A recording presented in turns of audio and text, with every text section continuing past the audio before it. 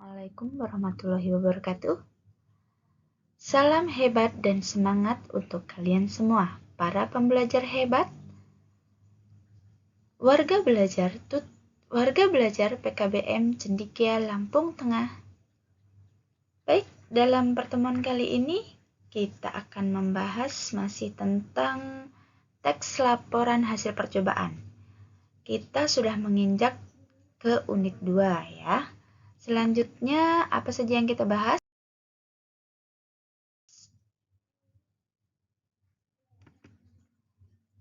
Yang pertama, kita akan melaporkan percobaan. Nah, dalam percobaan, pasti setiap orang pernah melakukannya. Seperti demikian dengan Anda.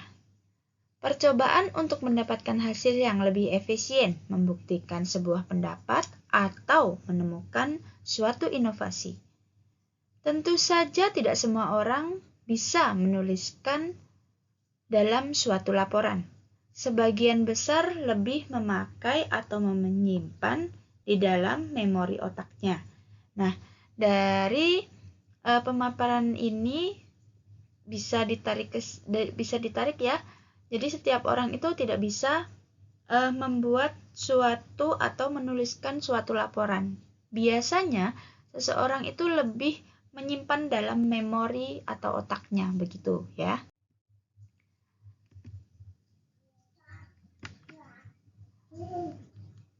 Selanjutnya, menulis laporan teks percobaan. Yang pertama, kita harus menulis struktur dari teks laporan percobaan. Dan yang kedua, kita harus menuliskan hasil percobaan tidak harus dengan kata-kata. Yang ketiga, mengembangkan kerangka menjadi sebuah teks. Mari kita paparkan satu persatu.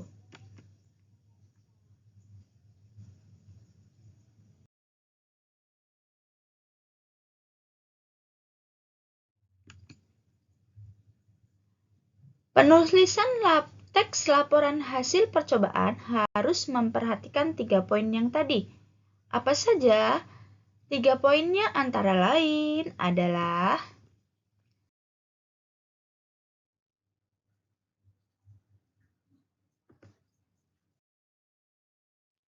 baik, selanjutnya yang kedua adalah menulis hasil percobaan. Tidak harus dengan kata-kata. Maksudnya di sini, Anda dapat menuliskan dalam bentuk grafik, tabel, bagan, atau gambar, agar pembaca lebih mudah dalam memahami isinya. Sesudah semuanya selesai, selanjutnya tulislah kesimpulan dari hasil percobaan yang telah dilakukan. Nah, di poin yang kedua ini, para warga belajar tidak harus menuliskan laporan dengan kata-kata, tetapi bisa dalam bentuk grafik, tabel, bagan, atau bahkan gambar. Nah, di situ mungkin bisa lebih menarik pembaca untuk memahami hasil-hasilnya dari laporan percobaan itu. Lalu, poin yang ketiga adalah mengembangkan kerangka menjadi sebuah teks. Maksudnya, setelah menyelesaikan kerangka tadi yang di poin 1, lalu kembangkanlah menjadi sebuah teks. Dan jangan lupa juga untuk memperhatikan kaidah kebahasaan yang dipakai agar teks percobaan ini mudah dipahami oleh pembaca. Nah, setelah kita membuat kerangka pada poin pertama tadi, kita harus bisa mengembangkan kerangka itu menjadi sebuah teks atau kalimat. Tetapi, dalam membuat sebuah teks atau kalimat, kita juga tidak mengesampingkan kaidah kebahasaan yang benar, ya, begitu.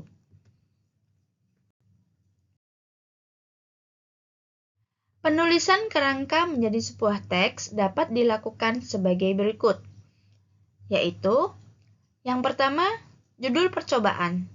Tulislah judul percobaan yang akan dilakukan, diawali dengan huruf kapital di setiap awal kata, dengan letak di tengah baris. Nah, maksudnya di sini setiap judul percobaan itu kalian harus tulis di bagian tengah.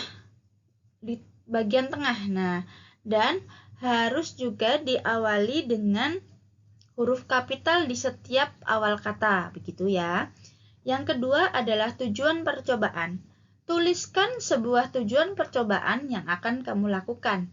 Ada beberapa tujuan yang bisa kamu tulis. Yang ketiga adalah kajian teori.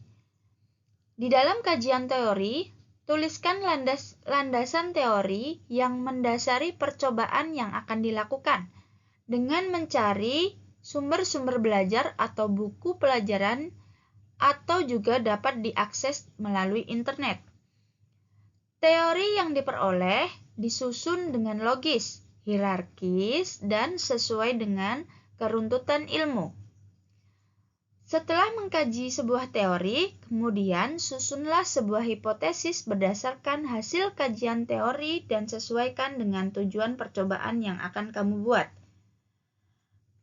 Kalian sudah tahu atau belum hipotesis? Nah, hipotesis adalah jawaban sementara terhadap sebuah percobaan yang akan dilakukan. Nah, jadi kalian juga harus menyusun landasan-landasan berdasarkan yang logis ya.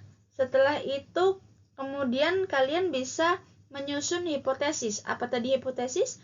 Hipotesis adalah jawaban sementara terhadap sebuah percobaan.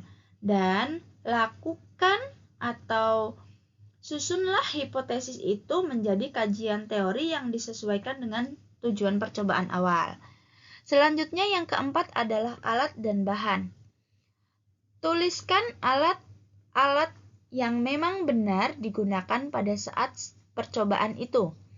Bahan yang memang benar digunakan juga ditulis sesuai dengan apa yang digunakan dalam percobaanmu itu. Selanjutnya, prosedur atau cara kerja. Apa maksudnya? Maksudnya di sini sampaikan cara kerja dengan kalimat aktif, bukan kalimat perintah. Jangan meniru kata operasional yang ada pada LKS ataupun buku mata pelajaran yang berupa kalimat perintah. Buatlah kalimat perintah menjadi kalimat aktif. Apabila kalian sudah membuat kalimat perintah, kalian harus membuat kalimat perintah itu menjadi kalimat aktif, begitu ya, sehingga menceritakan apa yang telah dilakukan saat percobaan, begitu.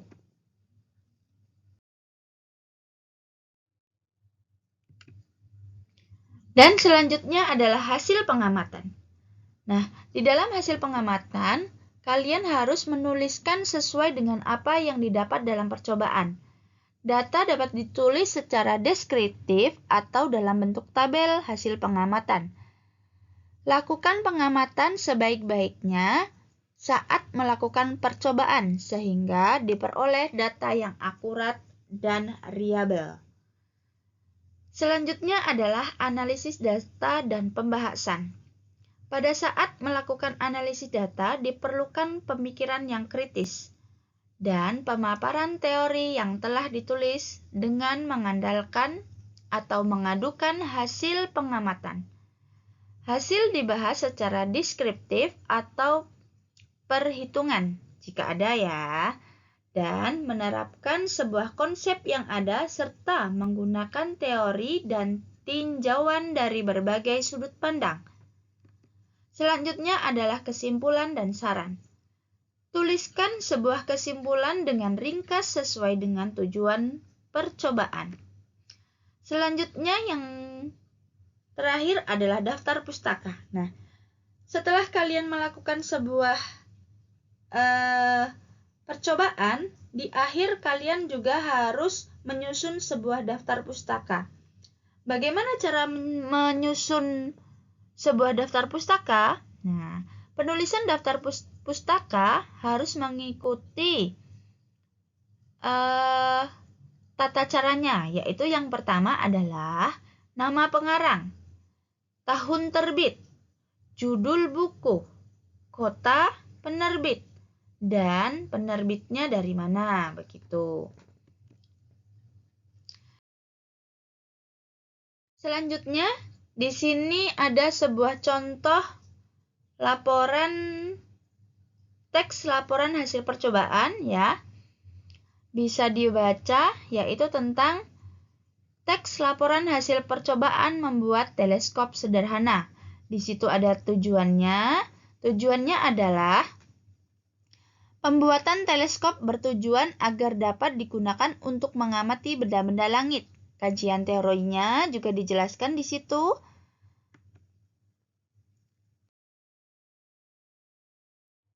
Alat dan bahan. Nah, alat dan bahannya di situ dituliskan ada 1 sampai 4. Juga langkah-langkahnya. Langkah-langkahnya pun dituliskan dengan terperinci ya, dari 1, 2, dan 3. Dan masih lanjut dengan langkah-langkahnya tadi. Setelah itu kita tarik hasilnya itu seperti apa, dan juga kesimpulannya seperti apa.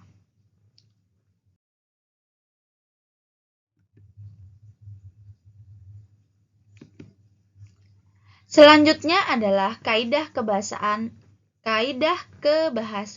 teks laporan percobaan. Nah, dalam pertemuan pertama juga sudah kita singgung ya tentang kaidah kebahasaan teks laporan. Apa sajakah kaidah kebahasaannya? Kaidah kebahasaannya adalah unsur kebahasaan dalam teks percobaan serupa dengan unsur kebahasaan dalam teks prosedur. Jadi, di dalamnya terdapat sinonim, antonim, kata bilangan, kata hubung, dan kalimat perintah.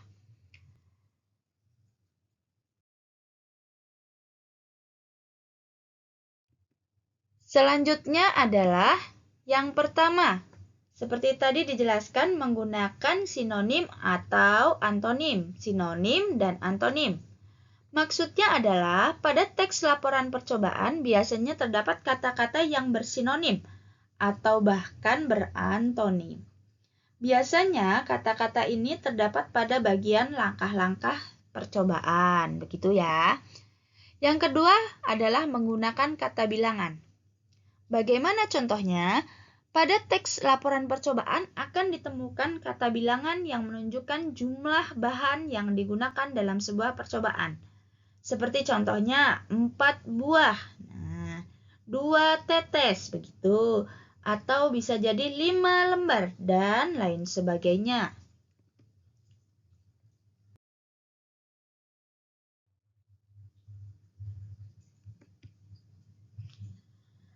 Selanjutnya adalah yang ketiga, menggunakan kata hubung. Apa maksudnya? Maksudnya adalah pada teks laporan percobaan akan ditemukan sebuah kata hubung, seperti halnya dan, tetapi, apabila, saat, jika, sehingga, meskipun, dan masih banyak yang lainnya. Dan yang terakhir adalah menggunakan kalimat perintah. Di dalam teks laporan hasil percobaan akan ditemukan kalimat-kalimat perintah seperti antara lain yaitu sebaiknya, hindari, campurkan, atau satukan. Bisa juga aduklah dan lilitkan. Begitu ya.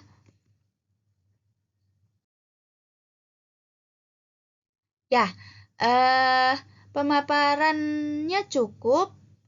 Untuk kali ini adalah ada latihan ya untuk warga belajar. Nah, latihannya adalah buatlah sebuah laporan percobaan dengan tema media sosial di era globalisasi. Nah, di situ warga belajar diminta untuk membuat sebuah laporan dengan tema sosial media. Nah, jadi nanti bagaimana tata caranya ketika kalian membuat sebuah laporan, begitu ya. Ya, motivasi pada pertemuan kali ini adalah guru terbaik dalam kehidupan adalah sebuah proses yang telah kau lalui. Jadi, jangan sampai kau lewatkan sebuah proses dalam kehidupanmu, karena dia merupakan guru terbaik yang akan selalu kau ingat.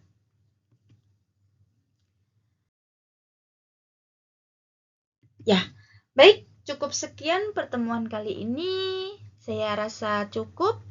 Jangan lupa tugas bisa dikumpulkan pada tutor mata pelajaran Bahasa Indonesia. Sekian dan terima kasih. Wassalamualaikum warahmatullahi wabarakatuh.